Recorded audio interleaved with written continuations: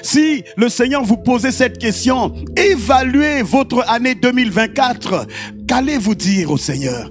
J'aimerais l'évaluer spirituellement. J'aimerais l'évaluer dans ma lecture de la parole. J'aimerais l'évaluer dans ma relation avec le Saint-Esprit. J'aimerais l'évaluer avec la relation que j'ai avec mon frère. Et j'aimerais l'évaluer dans ma famille. Quelle sera ton évaluation? Combien de disciples as-tu fait en 2024? C'est pourquoi il veut recalibrer son église. Tu as besoin de Jésus-Christ dans ta vie chrétienne en 2025. Tu n'as pas besoin de dire je ne prie pas. Tu n'as pas besoin de dire je ne jeûne pas. Tu n'as pas besoin de dire je ne lis pas la Bible. Tu dois être à l'heure. Mon frère, ma soeur, David doit être à l'heure avec Jésus. Si vous êtes à l'heure au travail, l'heure au train, à l'heure dans tout ce que vous faites, pourquoi nous ne sommes pas à l'heure dans notre vie chrétienne? Seigneur, recalibre nos vies dans le nom de Jésus. Respecter l'heure de Dieu, c'est respecter l'heure de l'onction.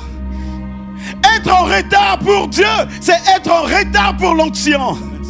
Seigneur, je dois avoir du succès en 2025.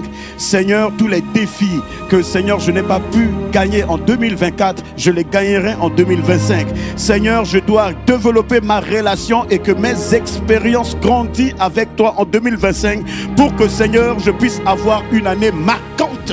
Parce que le figuier ici représente notre vie sans fruits spirituels. Ça représente notre vie sans fruits spirituels. Le propriétaire exigeant, ici il voit, il n'y a pas de résultat. Je veux que tu aies des résultats, mon frère. Je veux que tu aies des résultats, ma soeur. Le jardinier, ici nous voyons, il a la patience et grâce. Le jardinier, il dit, je vais intercéder pour un temps, pour garder sur mon terrain. C'est Jésus-Christ qui veut intercéder encore pour toi. Il a intercédé pour toi pendant des années. Mais que 2025 ne soit pas le même. Sois recalibré dans le nom de Jésus-Christ de Nazareth. Et que tu sors de tous ces problèmes et ces difficultés. Il y a un homme là-bas qui veut vivre la même chose que tu vis. Mais tu es en train de l'empêcher de vivre la même chose. Tu as tourné ton dos. Non, celui-là, je ne lui parle pas. Non, je choisis celui dont je prêcherai.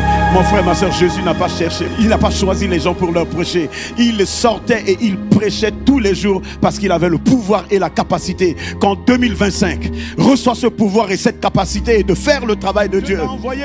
Que le Seigneur, l'église soit recalibrée. Je prie qu'en 2025, tu puisses voir des hommes et des femmes qui souffrent et que tu puisses leur évangéliser. Et je crois que ton évangélisation produira du fruit dans sa vie.